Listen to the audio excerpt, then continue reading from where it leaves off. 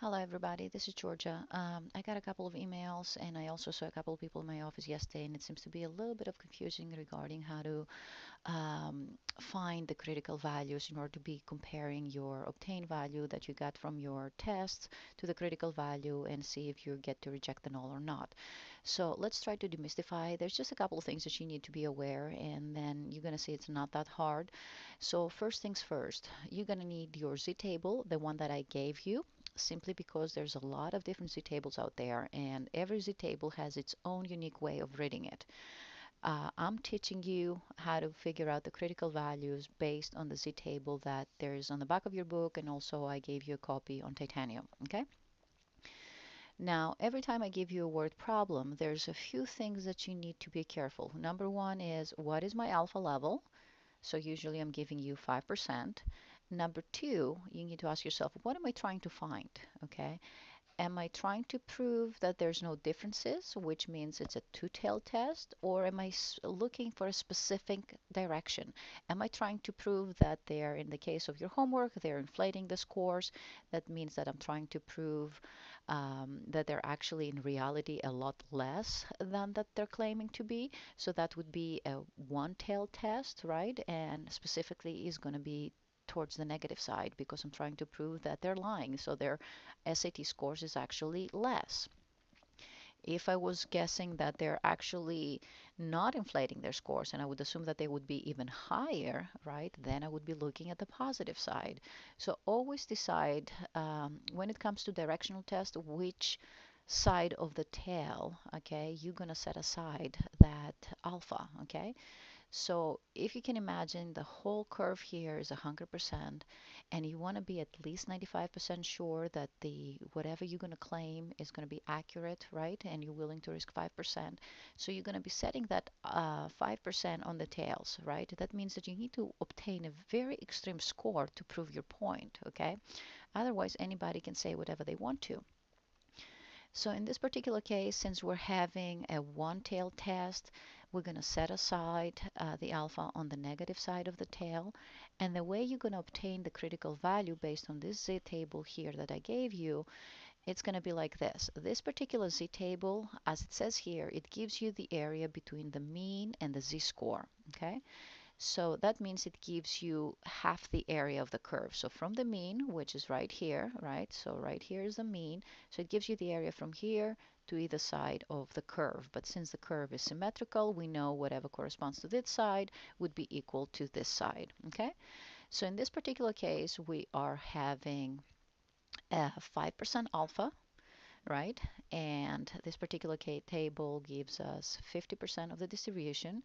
So that means from here to here is 50%. We're going to take away 5% for the alpha. That leaves us with 45% area. So I'm looking for a 45% area on this table. So I'm going over to the table now and I'm trying to find an area that is very close to 45%. And it seems to me in this particular table, the closest thing to 45% is 4505. And that area corresponds to a z-score of 1.65. Okay, so 1.65. Okay, this is going to be your critical value. Only thing to be careful, since you're looking at the left side of the curve, you should be having a negative critical value. So make sure you add the negative sign in, here and make it a negative 1.65 and not a positive 1.65 because try to imagine if you didn't do that and you would be comparing a probably negative obtain value from your test statistics to a positive, you're not going to be able to compare the two, okay? Or you're just not going to be you're not going to be deriving on the right conclusion. So make sure you adjust. The z scores here correspond to either side. It's up to you to actually add the positive or the negative side depending on what you need to do. Okay, so this is how you would solve, so how would you find out rather the critical value in a one-tailed test. In a two-tailed test, it's going to be a little bit different. And this is an example, this second curve here actually displays, is a good example probably of a two-tailed test. So there you actually need to take your alpha and split it in half, okay? Since you're looking for a non-specific direction, that means you're looking for differences that they can be either above the mean or below the mean. Okay, you're gonna take your alpha, split it in half. That means 2.5% goes in this side of the tail, 2.5% is gonna go on this side of the tail. Now you know that this table here gives you 50% of the distribution, so 50% minus 2.5, that leaves you with 47.5 area. You're going over to your table and you're trying to locate a 47.5 area. And if I look here, it's down here. So this is an area 47.5, which corresponds to a z-score of 1.96.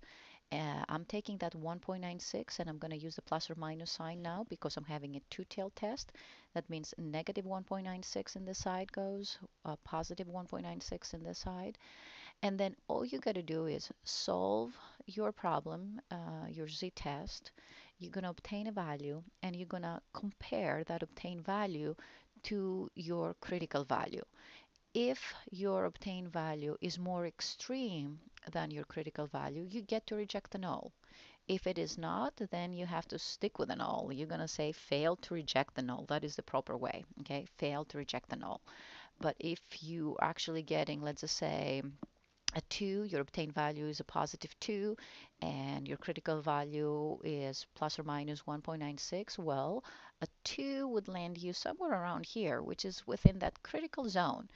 So as long as you're landing within that critical zone, as you can see here, it's kind of like shaded, okay?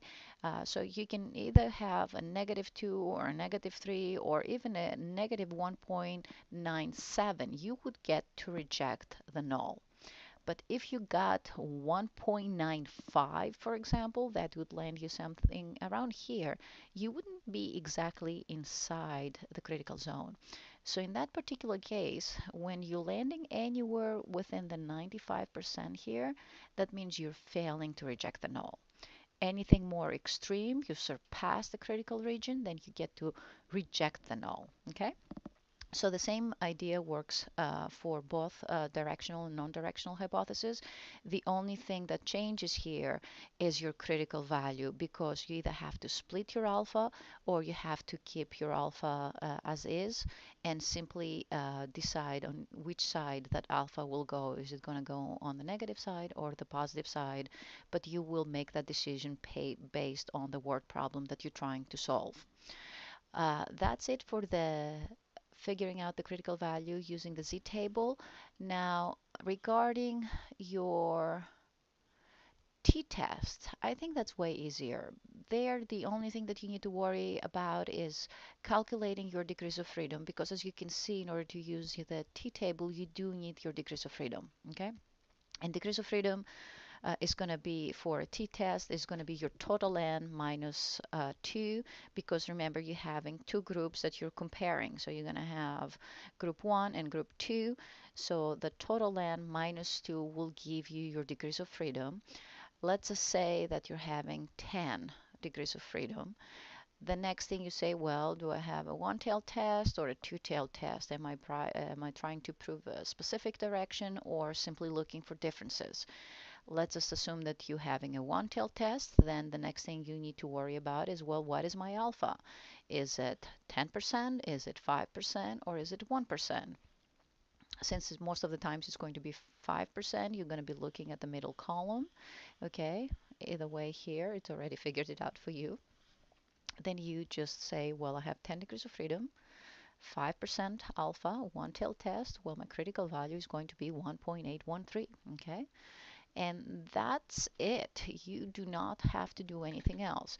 Remember, when you're stating your final conclusion, right? So the first thing you're going to do is you're going to compare your critical value to your obtained test statistics. If your test statistic is more extreme than your critical value, then you reject the null, and then you finally state your results. And you're going to say something as, you pretty much, you're going to restate your alternative. If you get to reject the null, then you just restate the alternative. Just go back to your alternative hypothesis and restate it. Just make sure, though, at the very end, you say something as t-test parentheses degrees of freedom, right, equal to the obtained value of the t-test, and then just tell me that the p is less than 0.05, which means that you got significant results and you are done. All right. Hopefully, this was helpful. Have a good one, and I will probably talk to you next week. Bye bye.